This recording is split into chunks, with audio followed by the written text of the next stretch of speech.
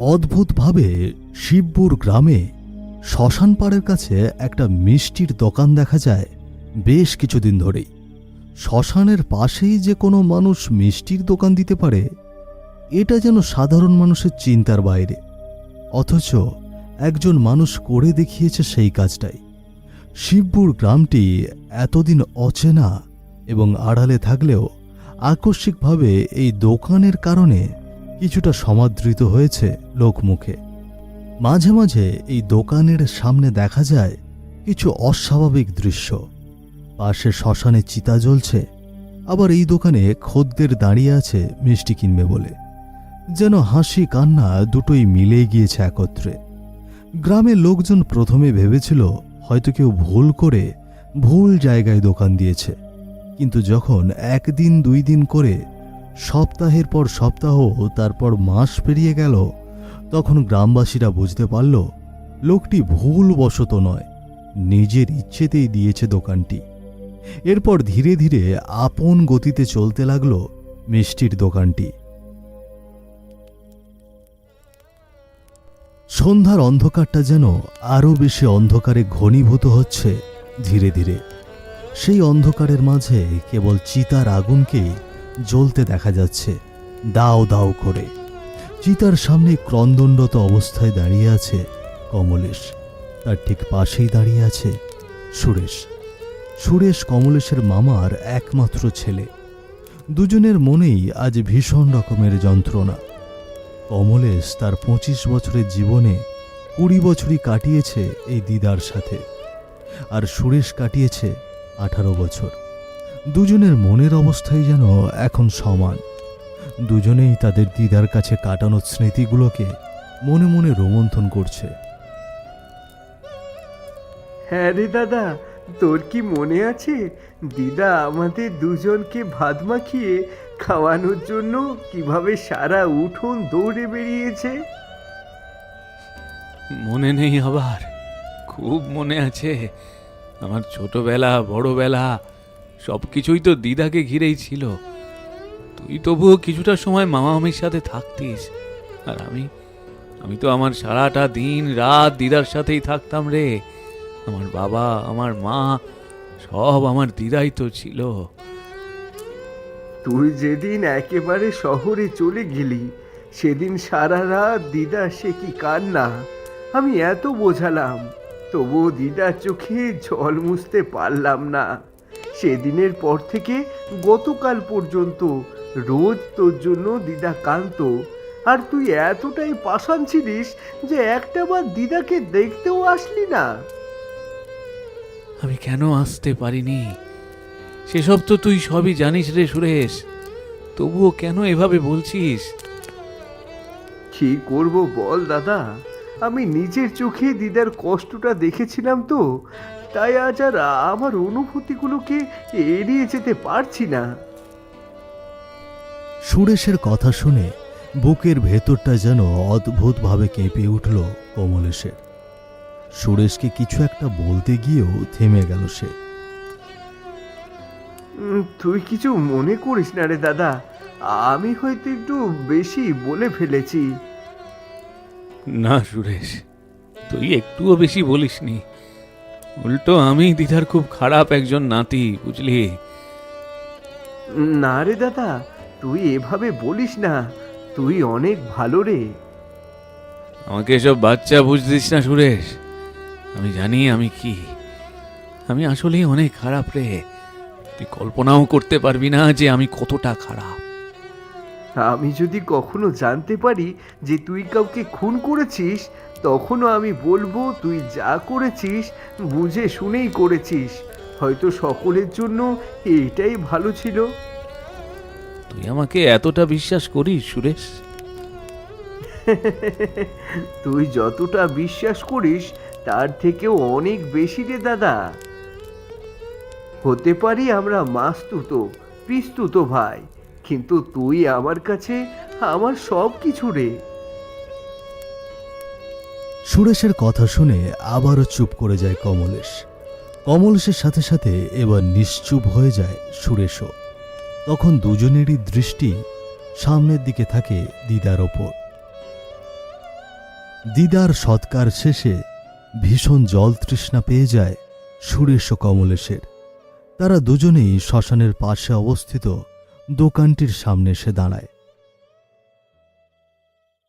দোকানের ভেতরে হাস্যোজ্জ্বল মুখে বসে আছে বিশু। সে সুরেশ ও কমলেশকে দেখেই হাসির বেগ যেন বাড়িয়ে দেয় কিছুটা, যা দেখে বিরক্তির চরমে পৌঁছে যায় কমলেশ। শ্মশান থেকে ফেরা মানুষকে দেখেও যে কোনো মানুষ এভাবে হাসতে পারে সেটা একদমই জানা ছিল না তাদের। কি আশ্চর্য, আপনি এভাবে হাসছেন কেন বলুন তো? বুঝলেন দাদা, আমার হাসতে ভীষণ ভালো লাগে, তাই তো আমি সর্বদা হাসতে থাকি। বিশুর কথা শুনে কমলেশের ইচ্ছে করছিল একটা পাথর দিয়ে বিশুর মাথাটাকে থেঁতলে দিতে, কিন্তু সে তার রাগকে নিয়ন্ত্রণ করল।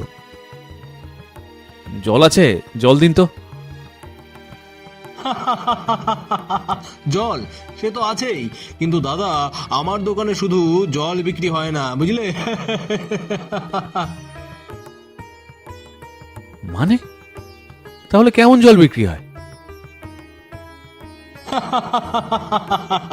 আজ্ঞে দাদা, আপনি আমার দোকান থেকে মিষ্টি কিনলেই জল পাবেন, নয়তো জল পাবেন না।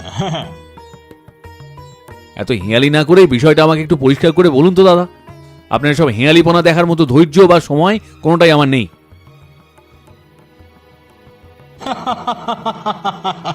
আজ্ঞে দাদা, আপনি আমার দোকান থেকে মিষ্টি কিনলেই জল পাবেন, নয়তো জল পাবেন না। এবার যেন সত্যি সত্যি রাগ মাথায় চেপে বসল কমলেশের। হাজারি পেয়েছেন নাকি? শ্মশানের পাশে মিষ্টির দোকান দিয়েছেন কোন আক্কেল? মানুষজন তাদের আপনজনদের পুড়িয়ে এসে আপনার দোকান থেকে মিষ্টি খেয়ে কি উল্লাস করবে? আজ্ঞে দাদা, বলতে পারেন এটা আমার ব্যবসার একটা নতুন পদ্ধতি। আপনার ইচ্ছা হলে নেবেন, না হলে নেবেন না, তাতে আমার রেগে যাওয়ার বা কি হলো বলুন তো? আপনার ব্যবসা নিয়ে আপনি থাকুন, যত সব। আমি আমার দিদাকে পুড়িয়ে এইমাত্র আসলাম, আর আপনি বলছেন আমি মিষ্টি না কিনলে জল দেবেন না। বলি কি, আপনার পরিবারের লোকজন মরলেও কি এমনটাই করবেন? কমলেশের কথায় যেন এবার কিছুটা রাগ লাগলো বিশুর। এ যান তো, যান যান, এখান থেকে যান, অযথা আমার দোকানের সামনে ভিড় করবে না, যান। আপনার ভেতরেও তাহলে কিছুটা অনুভূতি এখনো আছে। বলছি কি দাদা, এসব বাদ দিয়ে ভালো হয়ে যান। কমলেশের কথার আর কোনো উত্তর দিল না বিশু। কমলেশ আর সুরেশ আবারও হাঁটতে শুরু করলো সামনের দিকে। সুরেশ, তুই বাড়ির দিকে যা, আমি একটু পরে আসছি। কেন দাদা, এই সময়ে তুমি আবার কোথায় যাবে? মনের ভেতরে কেমন যেন করছে রে, একটু গ্রামের ভেতরে হেঁটে তারপর বাড়ি যাব। তুই যা, মামি একা আছে। ঠিক আছে দাদা।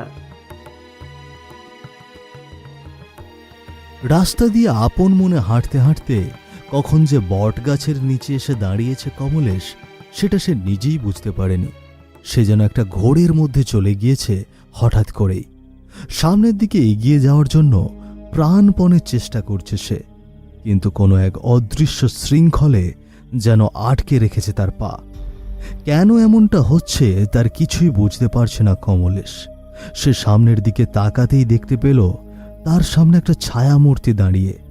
তাকে দেখা মাত্রই হা হা করে হেসে উঠল ছায়াটি। সেই হাসির শব্দ যেন তার খুব চেনা লাগছে।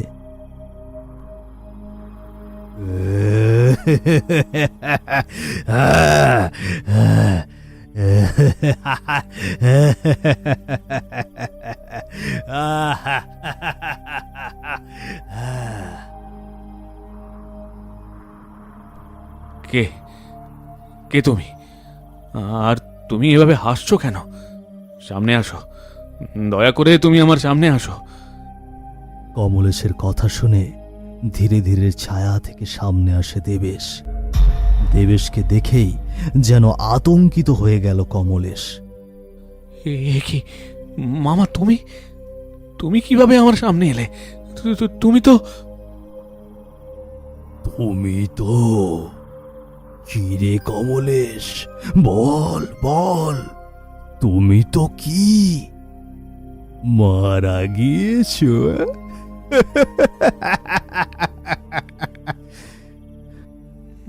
মামা, তুমি এভাবে হাসছো কেন বলো তো?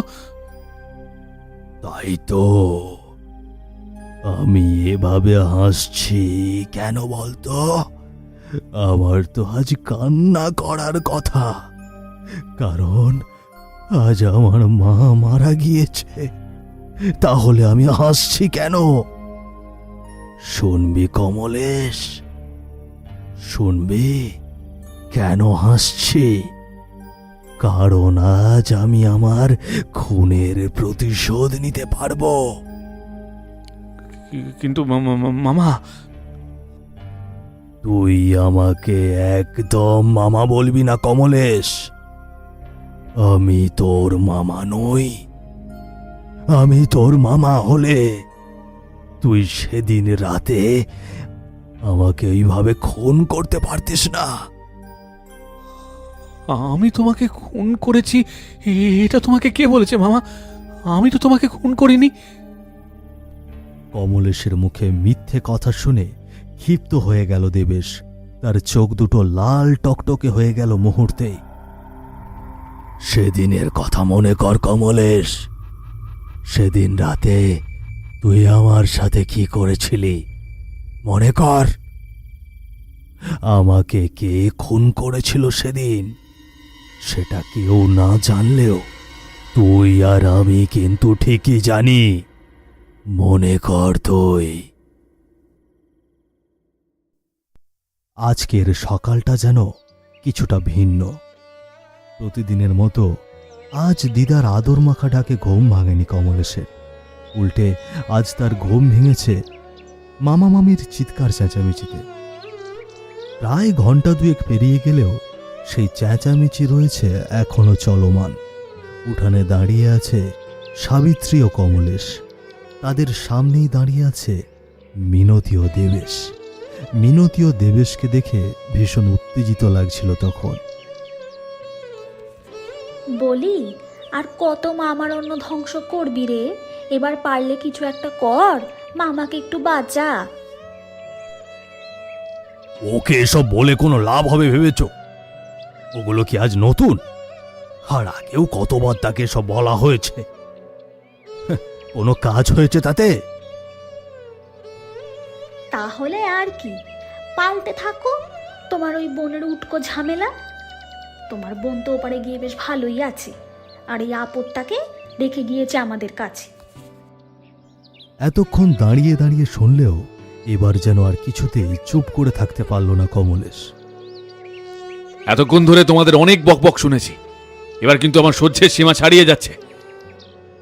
হ্যাঁ দাদু ভাই, আর থাক না, বাদ দাও না এসব।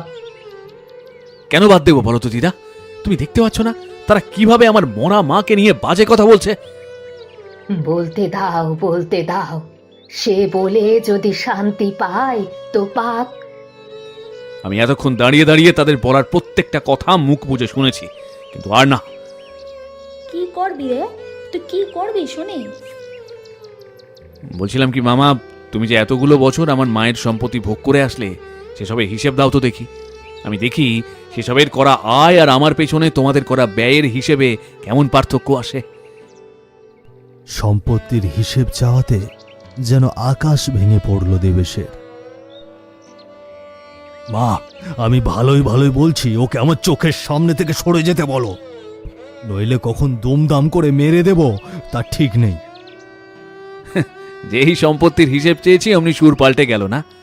আমিও দেখব আমার মায়ের সম্পত্তি আর কতদিন ভোগ করো তুমি। আরে যা করবার আছে করে নে, তার আগে তুই আমার বাড়ি থেকে বেরিয়ে যা। বেরো বেরো বেরো বলছি, বেরো। এবার কিন্তু তুই বাড়াবাড়ি করছিস দেবেশ। মা, তুমি আজ ওর হয়ে কোনো কথা বলবে না। ওর হয়ে কিছু বলতে এলে আজ কিন্তু তোমাকে ওর সাথে বেরিয়ে যেতে হবে। কি এত বড় কথা? এত বড় কথাটা তুই আমাকে বলতে পারলি দেবেশ? আমার এখন মাথা ঠিক নেই, তুমি ওকে বাড়ি থেকে চলে যেতে বলো। কিন্তু দিদা, তুমি আমার হয়ে ওই লোকটার কাছে আর একটা কথাও বলবে না। আমি বাড়ি থেকে বেরিয়ে যাচ্ছি। এরপর আর কাউকে কিছু বলার সুযোগ না দিয়ে বাড়ি থেকে বেরিয়ে গেল কমলেশ।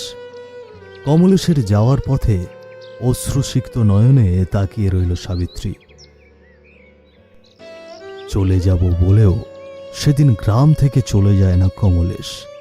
গ্রামেরই একটা নির্জন জায়গায় ঘাপটি মেরে বসে থাকে সে, আর সুযোগের অপেক্ষা করতে থাকে গোপনে। পরদিন রাতের বেলা দেবেশকে ফাঁকা রাস্তায় একা একা যেতে দেখে তার সামনে মুখোশ পরিহিত অবস্থায় চাকু হাতে চলে আসে কমলেশ। রাতের অন্ধকার ও মুখোশ পড়ার কারণে কমলেশকে ঠিকভাবে চিনতে পারে না দেবেশ। ডাকাত এসেছে ভেবে বাঁচাও বাঁচাও বলে চিৎকার করতে থাকে সে। বাঁচাও বাঁচাও, কে কোথায় আছো, আমাকে বাঁচাও, আমার সামনে ডাকাত পড়েছে, দয়া করে আমাকে কেউ বাঁচাও। আজ এই ডাকাতের হাত থেকে তোমাকে কেউ বাঁচাতে পারবে না। তুমি আমাকে কেন ধরেছ? আমার কাছে তো কিছুই নেই, কোনো কোনো কানাকড়িও নেই, আমাকে ছেড়ে দাও। কেন? এতদিন ধরে যে অন্যের সম্পদ ভোগ করে এলে, সেখান থেকেই না হয় আমাকে কিছু দাও। সম্পদের কথা শুনে কিছুটা সন্দেহ লাগে দেবেশের। কে কে কে তুমি? তুমি কি আসলেই কোনো ডাকাত নাকি কে? আমি কোনো ডাকাত নই, কিন্তু আমি তোমার জম। আজ আমার হাতেই তোমার মৃত্যু হবে। না না, আমাকে মেরো না, আমার সংসারটা ভেসে যাবে, দয়া করো, আমাকে মেরো না। দেবেশের কাকুতি মিনতি যেন কোনো কাজেই আসলো না কমলেশের কাছে। সে দেবেশকে মেরে রক্তাক্ত করে পালিয়ে গেল মুহূর্তেই। রাতটা যেন গভীর থেকে আরো গভীর হচ্ছে ধীরে ধীরে। সেই সাথে গভীর হচ্ছে দেবেশের প্রতিশোধের স্পৃহা। 5 বছর আগে ক্ষোভের বশে করে ফেলা একটা অপরাধের মাসুল এইভাবে যে কমলেশকে দিতে হবে, সেটা যেন কোনোদিনই ভাবতে পারেনি সে। একদিকে মাথার ওপর বেজে চলেছে মৃত্যুর ঘণ্টা, অন্যদিকে নিজের মামাকে মেরে ফেলার ক্লানি। দুটো মিলেই যেন কমলেশকে পাগল করে দিচ্ছে ধীরে ধীরে। হঠাৎ করেই দেবেশের সামনে হাউমাউ করে কেঁদে উঠল সে। মামা, মামা, আমি ভুল করেছি। ক্ষোভের বশে আমি অন্ধ হয়ে গিয়েছিলাম। তখন আমার ভেতরে কোনো হিতাহিত জ্ঞান ছিল না। তুমি আমাকে ক্ষমা করে দাও, তুমি আমাকে ক্ষমা করে দাও মামা। ক্ষমা? তোকে ক্ষমা করব? তুই ক্ষমা পাওয়ার অযোগ্য কমলেশ।